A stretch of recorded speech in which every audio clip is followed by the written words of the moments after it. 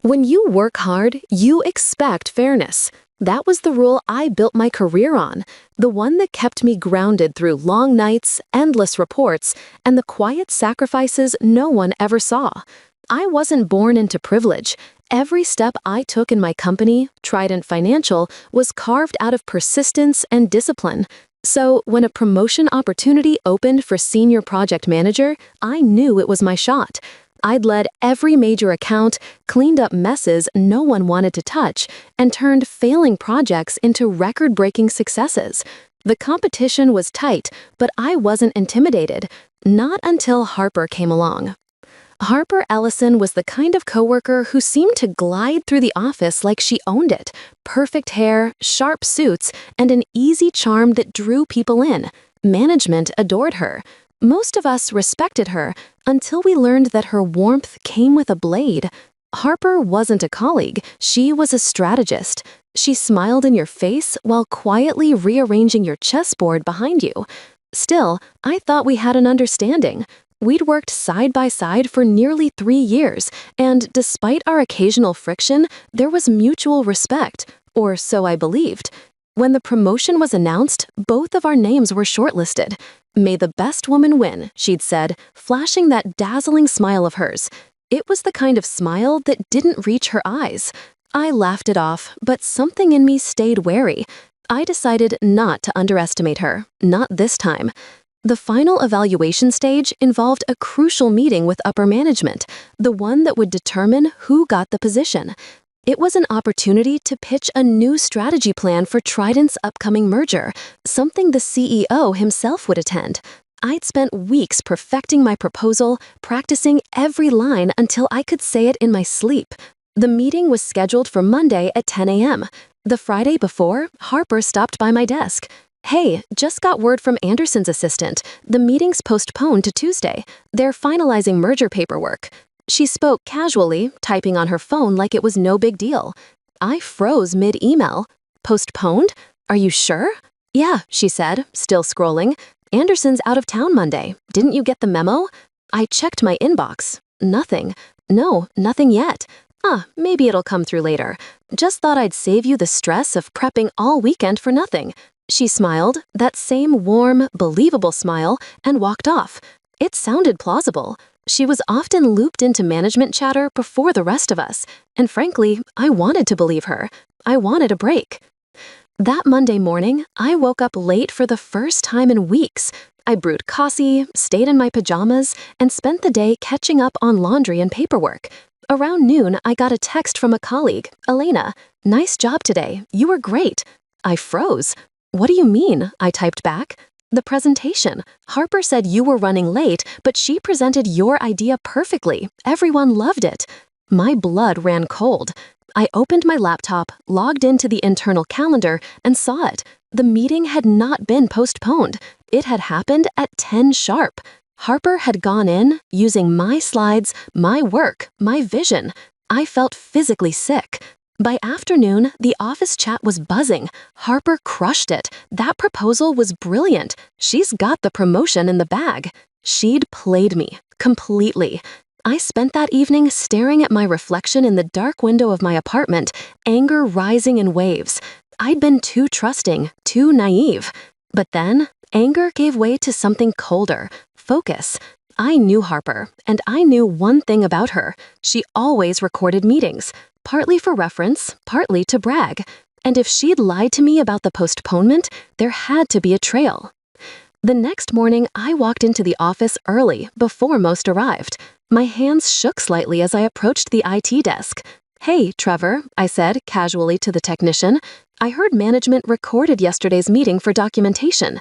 I missed it because I was told it was rescheduled. Could I get the recording to review?" Trevor hesitated. Yeah, I think Anderson wanted the team leads to have it. I can share the link with you." Within minutes, it was in my inbox. My stomach nodded as I clicked play. The video began with Harper walking into the room, cheerful, confident, holding a folder I recognized. Mine. "Sorry, everyone," she said, smiling as she took her seat. "Leah got caught in traffic, but asked me to run through her slides. She'll be here shortly." My jaw clenched. That liar. She then proceeded to go through every detail of my proposal, claiming the strategies as our collaborative effort. She even mimicked my phrasing. The executives nodded, impressed. When Anderson congratulated her on her initiative, she simply smiled modestly. "Just doing what's best for the team," she said. The video ended, but my rage didn't. I downloaded the recording, saved it to a secure drive, and forwarded it to my personal email. Then I sat back, heart pounding. If I confronted her now, she'd spin it. She'd cry, manipulate, deny. I needed the perfect stage, one she couldn't escape. The next day, Harper waltzed into the office like a queen crowned. Everyone congratulated her, assuming the promotion was hers. She stopped by my desk with a faint smirk. "Oh, Leah, you missed quite the show. I filled in for you. Hope that's okay." I looked up, keeping my expression neutral. "Of course, thanks for covering." Her smirk widened. "No problem. You know I've always got your back." The irony nearly made me laugh. 2 days later, Anderson called an all-hands meeting to announce the official promotion. I knew it would happen then, the moment where she'd stand in front of everyone and bask in her stolen glory. Perfect. The conference room buzzed with chatter. Harper sat front and center, radiant, polished. I sat quietly in the back, laptop open, pulse steady. When Anderson started his speech about leadership, innovation, and initiative, Harper straightened proudly. He paused, smiled at her, and said, "Before we proceed, I'd like to thank both Harper and Leah for their hard work. Your contributions have been invaluable." "Thank you," said sweetly. "I'm honored to." I cut her off.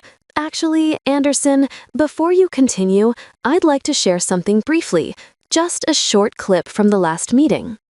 The room fell silent. Anderson frowned slightly, but gestured for me to continue. "Go ahead."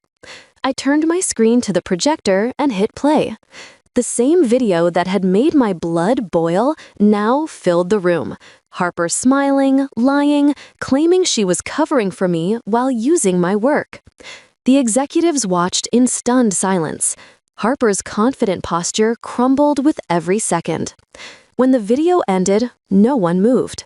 Anderson turned to her slowly. "Harper, is this true?" Her face had gone pale.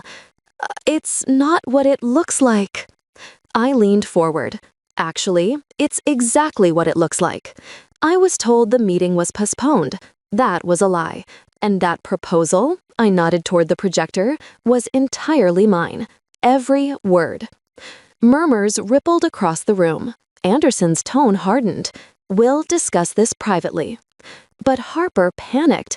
"Leah, please." I didn't say a word. The truth was louder than anything she could offer. By the end of the day, word had spread through every department. Harper had resigned mid-meeting, her face streaked with tears as she gathered her things. She didn't even look at me on her way out.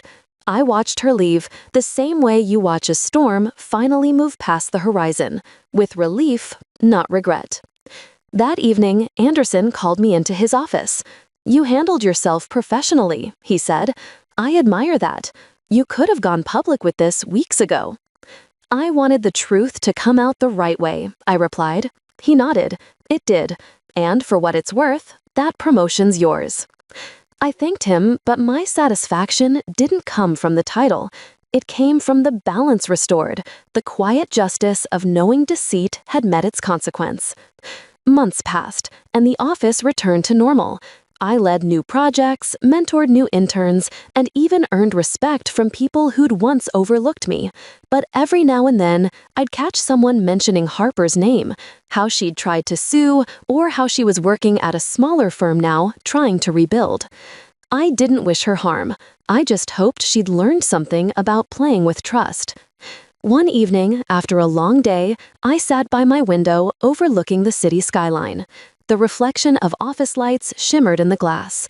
I thought about everything that had happened, how close I'd come to giving up, how easily betrayal could disguise itself as friendship. People often think revenge means chaos or destruction, but it doesn't. Real revenge, I realized, is clarity. It's truth illuminated under the harshest light. It's standing tall while the person who tried to break you crumbles under the weight of their own deceit. I closed my laptop, took a slow breath, and smiled. I didn't need to gloat or celebrate. My victory wasn't loud. It was calm, calculated, inevitable.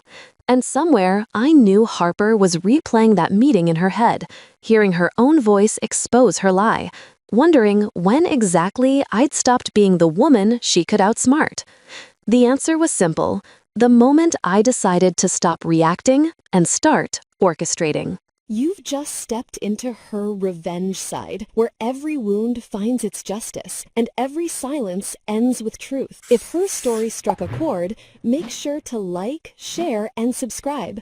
Your support keeps these stories alive. Another secret waits in the next video. See how her revenge begins.